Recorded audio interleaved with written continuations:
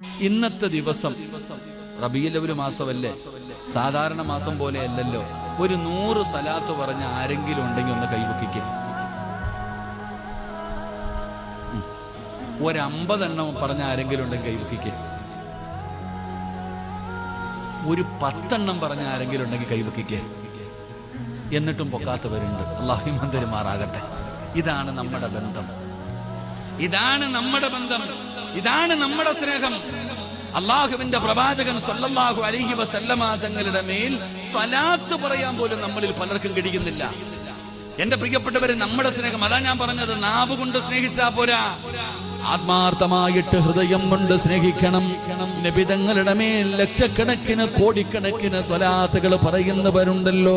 വണ്ടിയിൽ യാത്ര ചെയ്യുമ്പോ, അതാ പടച്ചവനെ റോഡിലൂടെ നടന്നു പോകുമ്പോ, വെറുതെ കടയിലിരിക്കുന്ന സമയത്ത്, കച്ചവടം ചെയ്യുന്ന